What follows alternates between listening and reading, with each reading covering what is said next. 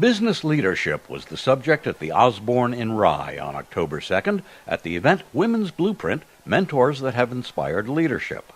The presenting sponsors were Bank of America Merrill Lynch and Westfair Communications, publisher of the Westchester and Fairfield County Business Journals and WAG Magazine.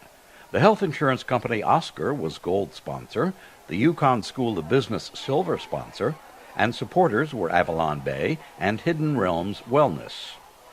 Panel participants were Marcy Berman-Goldstein, a board-certified radiologist and co-founder of the retailer I Am More Scarsdale; Holly Mitchell, CEO of CPW Dentistry and founder of the consulting company Leadwell Network; Fran Pastore, Chief Executive Officer of the Women's Business Development Council; and Daniel Trust, President and CEO of the Daniel Trust Foundation.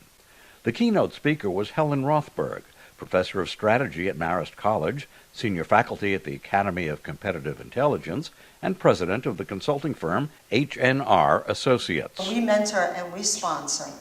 We have to work to people's strengths. We have to help them find a way to be successful. We have to tell the truth when they won't be successful. We have to be each other's greatest support. There is nothing sadder for me than walking into a company and seeing women not being kind to other women, not helping them, not mentoring them. It's not competitive, it's co-opetition, not competition. The more we work together, the bigger the whole value of everything, and then we could compete if we need to for the little things in the middle. But together, we could do great things. So what's the message then about advice and about mentoring and inspiration? It's about you have to lead yourself.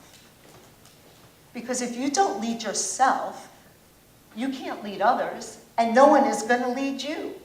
You have to do more and say less. You have to work from a place of civility and ingenuity. You have to have vision. You have to have integrity. You have to try to communicate. You have to care. My partner and I were very lucky that we were able to get $50,000 invested from each of our families. And we said, we have $100,000, we have to open a store, we have to fill it with merchandise, and we have to figure out what we're doing.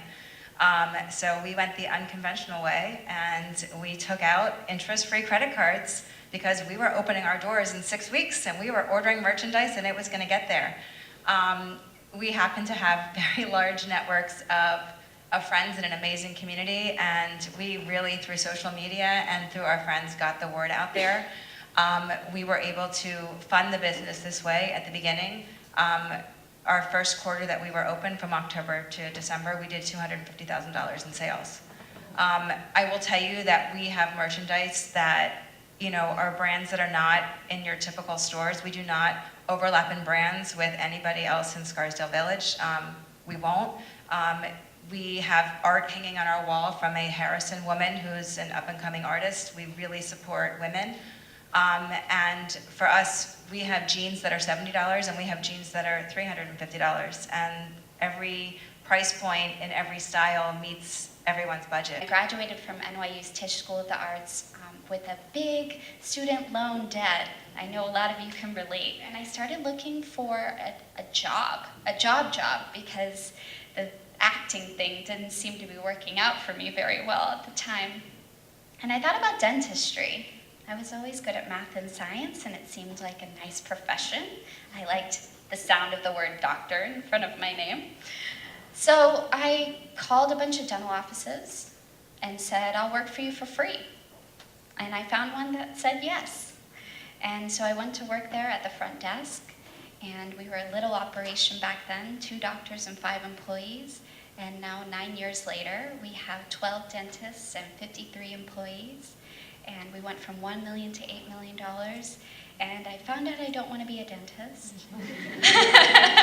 But I really love growing businesses.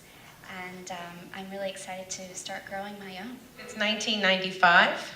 I find myself a single, unemployed mother with 2 little children that I needed to feed. My life experience, my job experience had been on Wall Street, where sexual harassment and assault was rampant. I will not go into that today. And I decided to leave. And here I am, single, unemployed mom with 2 kids. What am I going to do? My own personal passion was always around women's economic equity. I was always interested in philanthropy and fundraising for different causes. And so at that moment in my life, my personal passion, along with a need in my community, which is how entrepreneurs are born, aligned. And I started with a lot of help from a lot of mentors and a lot of sponsors. I launched the Women's Business Development Council. We've been around for 21 years.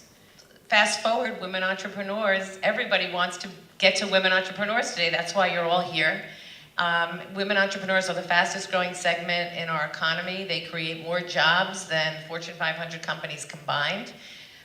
In the case of the Women's Business Development Council, the majority of our clients have gross revenues of under $500,000. They have less than 3 employees, and they are the backbone of communities. So I started the Dana Trust Foundation, and the organization mentors and supports students from low-income communities. We provide them with free ACT prep and help them apply to college, help them create resumes, find jobs, and once they finish our program, we give them scholarships. And we also have a special program where we have them honor teachers, because we all know teachers play a critical role in our upbringing. So they honor the teachers. It's been 4 years since I've been doing this work full time, and we have 72 students who are participating in our programs, and 70% of those students are young women. It's one thing to advise people about what they can do and to inspire them, but it's another thing to get in there and help create opportunities for them so that they can go out there and do something different. And it means you're taking a risk, because maybe the person won't be so successful, but maybe they will. Maybe they'll be even better, and then they can pay it forward. At the conclusion of the event, each guest received a copy of Rothberg's book about leadership, courtesy of Bank of America Merrill Lynch.